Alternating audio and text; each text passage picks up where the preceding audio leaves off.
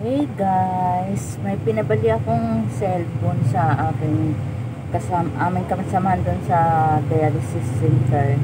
So ito na nga yun. Pinabili ko lang sa kanya, inutang ko.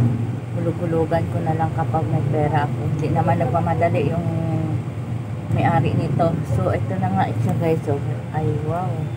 Ano ba? Ganyan. Ito ay Redmi A5. Tingnan ko. Pero wala pa tong ano eh.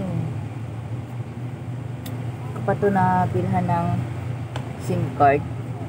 So ito siya guys oh. Yan. Ay sana all. Para mayroon naman akong ano pang support sa aking mga kwan. Sa aking mga supporter sa YouTube. So ito na siya guys. Hindi ko pa ito mabuksan gawa nung ay, buti naman pala walang SIM card.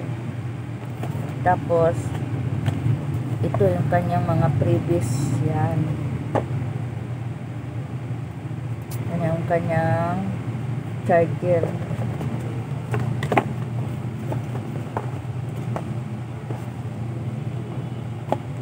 Yan po.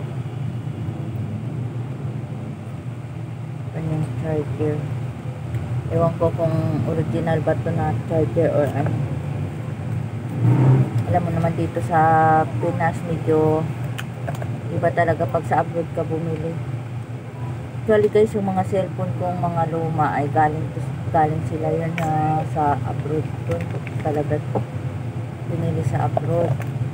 Dahil former OFW po ako.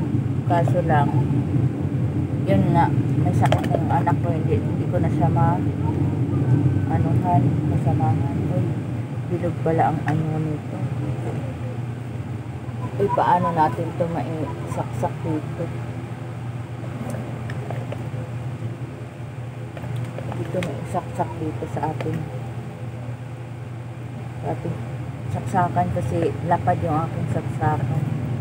So ito na nga siya guys. Sana all, may bago na akong cellphone. Ano to, 3,099 yata. Ito piso na lang mag 4,000. So hulug-hulugan ko na lang to siya pagka nagkaroon ako ng pera. So ayan, kahit papaano mayroon akong pang support sa aking mga supporter sa YouTube. Ayan. So, lubat na lubat ko siya. Guys, i-charge muna natin. Kaso lang, ewan ko kung makaano dito.